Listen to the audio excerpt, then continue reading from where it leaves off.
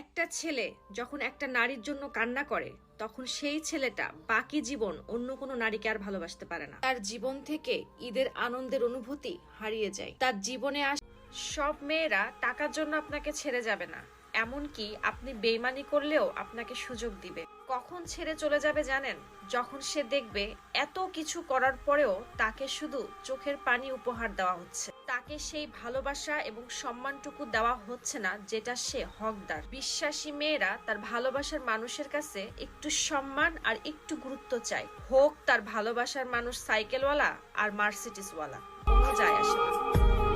মানসিক চাপ থেকে মুক্তির 7টা উপায়। নাম্বার 1, সব সময় আজকের জন্য বাঁচতে শিখুন। আগামীকাল কি হবে সেটা আল্লাহর উপরে ছেড়ে দিন। 2, অতিরিক্ত লোভ থেকে নিজেকে বিরত রাখুন। অতিরিক্ত সম্পদ বৃদ্ধির চিন্তা আপনাকে মানসিক চাপে রাখবে। 3, অন্যের বিষয়ে অহেতুক নাক গলানোর অভ্যাস থাকলে এখনই বাদ দিয়ে দিন। নিজের কাজ ঠিকঠাক মতন করে যান। 4, প্রতিদিন একটু হলেও নির্জনের সময় কাটান। প্রয়োজন ছাড়া অতিরিক্ত ইউটিউব, ফেসবুক এগুলো দেখবেন না। 5, প্রতিদিন এক পাতা হলেও বই পড়ুন। জ্ঞানীদের মূল্যবান উপদেশগুলো শুনুন। 6, যতই ব্যস্ত থাকুন না কেন নিজের শরীর চর্চা করতে ভুলবেন না। পুষ্টিকর খাবার এবং রাত না জেগে সময় মতন ঘুমায় যাবেন। 7, জীবনে যতই বড় সমস্যা আসুক না কেন সেটা সহজভাবে নিতে শিখুন, কারণ সমস্যা মুক্ত পৃথিবী হয় না।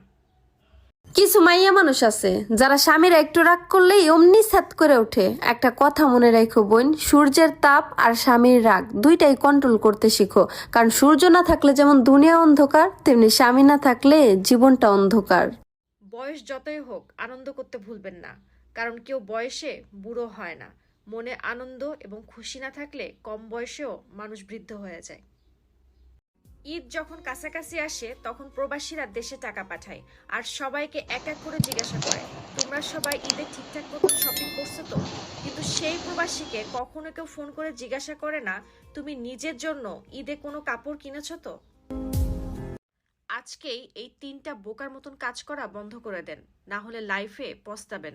1, যে কোনো জায়গায় দাঁড়িয়ে বলবেন না যে আমি এটা করে ফেলবো ওটা করে ফেলবো, কারণ সিংহ কখনো আওয়াজ করে না, সে অ্যাটাক করার আগে শান্ত থাকে। আগে কাজ করে দেখান, কথা পরে বলবেন। 2, সব সময় অন্যের কাজ করতে করতে নিজেকে হারিয়ে ফেলবেন না। কিছু সময় নিজেকে ইমপ্রুভ করার কাজে লাগান, কারণ আপনি যতক্ষণ নিজেকে গ্রো না করবেন মানুষ আপনাকে কখনো সিরিয়াসলি নিবে না। 3, হাতে কিছু পয়সা আসার সাথে সাথে সবাইকে দেখায় বেড়াবেন না, কারণ পয়সা সবসময় শব্দ করে আর টাকা কখনোই শব্দ করে না। নিজেকে ব্যস্ত রাখুন নিজের ভ্যালু বাড়ানোর জন্য, শো অফ করার জন্য না।